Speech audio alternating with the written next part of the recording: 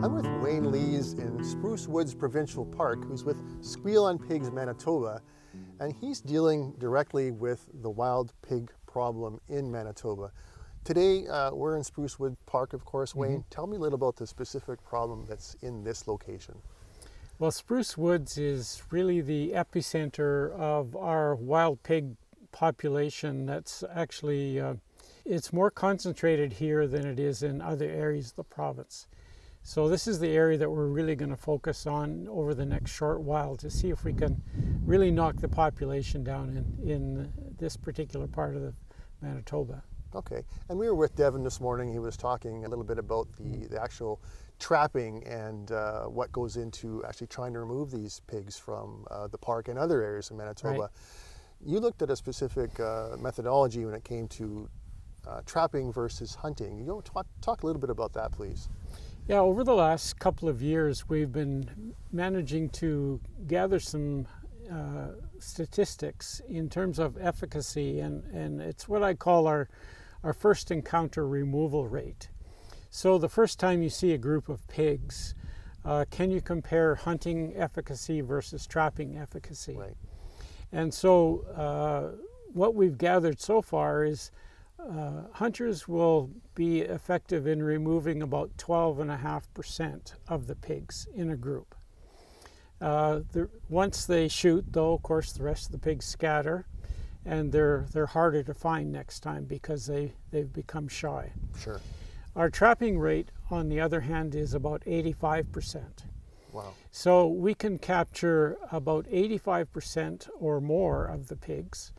Once we capture them, then the rest of the pigs don't scatter, they stay around. And we have an opportunity then to trap them the next day or the day after that. So it's a much, much more effective way of removing pigs than is hunting. Right. And the wild pigs are an invasive species, and they aren't just a nuisance animal for like landowners or crop growers. They also pose a biosecurity or disease threat. Could you talk a little bit about what that might be? Right. I think of pigs as a three-pronged threat, really. They're a threat to the environment because they do a lot of damage to the environment. They're a threat to human safety because they can be quite aggressive if they're cornered. Sure. And they're also a threat, though, to agriculture and biosecurity, especially in our hog operations. They can carry all the diseases that normal pigs might be encountered, but the worst thing, though, is that they can also carry foreign animal diseases, which are really devastating if they gain entry. And because they can travel so much, they can spread those around. The one that's most of concern right now would be African swine fever. We don't have African swine fever in North America, but if that was ever to be introduced, then wild pigs could be a vector for that.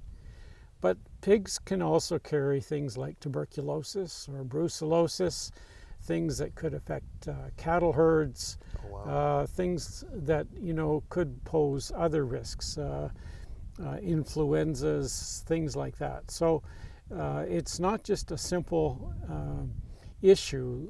They really do carry a threat.